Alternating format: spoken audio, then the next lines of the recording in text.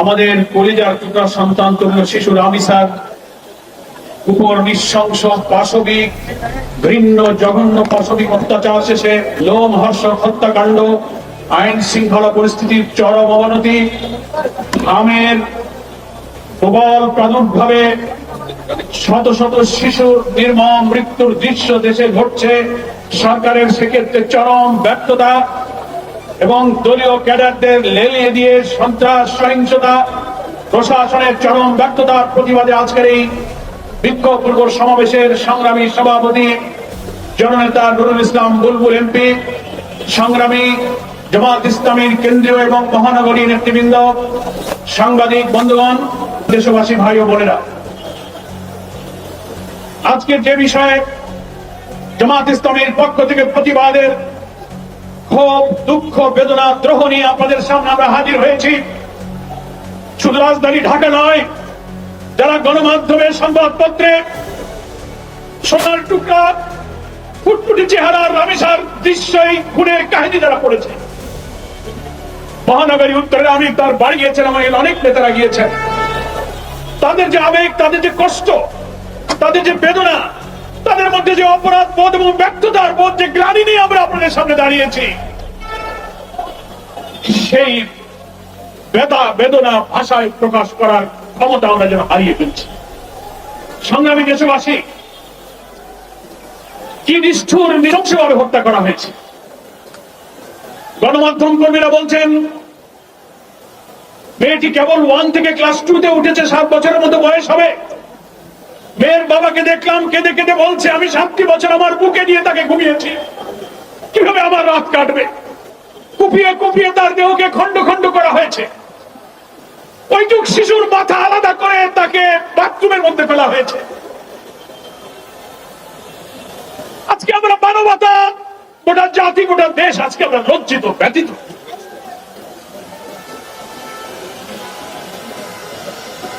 আমরা শিশু রামিসার মা বাপ, এই দেশের সমস্ত মায়ের কাছে আমরা ক্ষমা প্রার্থী, মানবতা আপনাদের কাছে আমরা আজকে লজ্জিত। আমরা যারা রাজনীতি করি, সমাজ, দেশ, সভ্যতার দায়িত্ব নিয়ে মানুষের কল্যাণের জন্য যারা রাজনীতি আর আদর্শের কথা বলি, তাদের সামনে এত অমানবিক, এত ভিন্ন, এত পৈশাচিক দৃশ্য, আমাদের বিবেক ক্ষতবিক্ষত হয়ে যাচ্ছে। হ্যাঁ, আমরা এটা স্বীকার করি। সরকার হয়তো বলবেন, প্রশাসনের দায়িত্ব পালনে যারা আছেন তারাও হয়তো বলবেন, সমস্ত অপরাধ থেকে কখনো মুক্ত হয় না, সব সমাজেই কিছু অপরাধ প্রবণতা থাকে।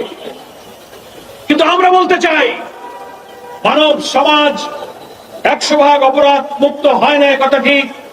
অপরাধ প্রবণ মানুষের মধ্যে অপরাধী মানসিকতা থাকে।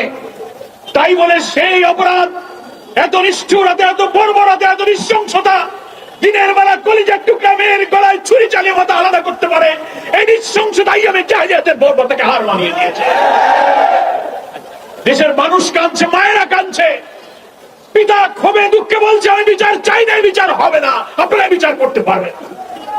তারপরেও আমাদের স্বরাষ্ট্রমন্ত্রী, অনেকে স্বরাষ্ট্রমন্ত্রী বলেন না, উনাকে বলেন সর্বমন্ত্রী। এত মানুষ কান্দে, এত মানুষের বিবেক জাগ্রত হয়, স্বরাষ্ট্রমন্ত্রীর বিবেক জাগ্রত হয় নাই।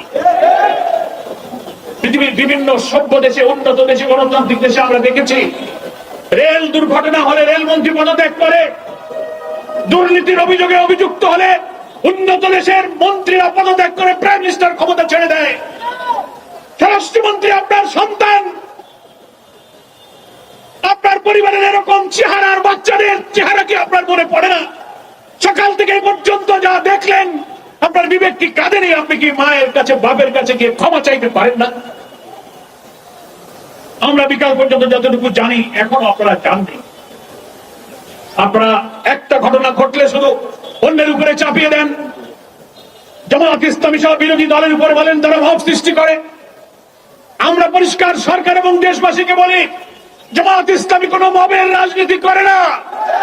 মিরপুরে আপনারা আপনাদের উস্কিয়ে দেয়া, দেশকে অস্থিতিশীল করে বিরোধী আন্দোলনকে সাবোটাজ করার জন্য আপনারা মাজার ভেঙে হামলা করে আপনারা সেটা ইসলামপন্থীদের চাপিয়ে দেওয়ার চেষ্টা করেন।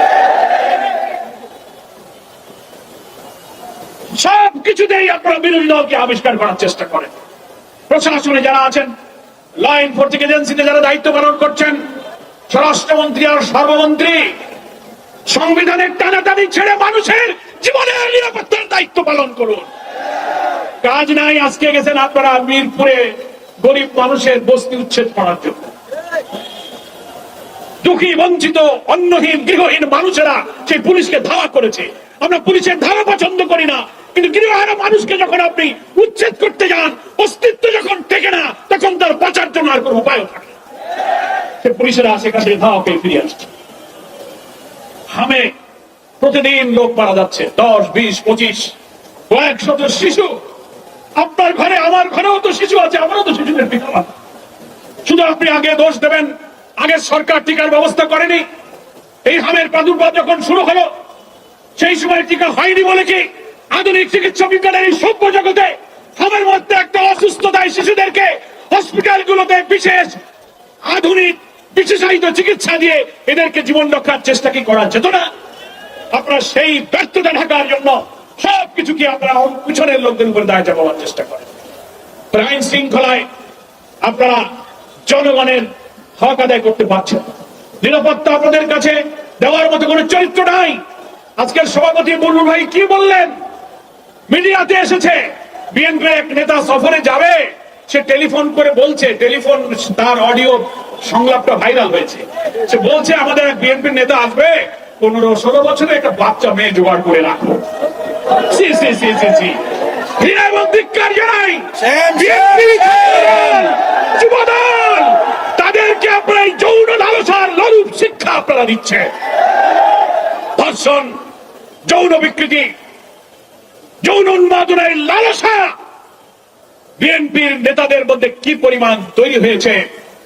নেতার সফর উপলক্ষে মেয়ের জোগাড় করতে হবে, এই যদি রাষ্ট্রীয় ক্ষমতায় থাকা দলের চরিত্র হয়, তো এই ধর্ষণ যারা করে, নৃশংসতা যারা করে, সব জায়গায় এই দলের লোকদের মদত এবং সাহায্য আছে।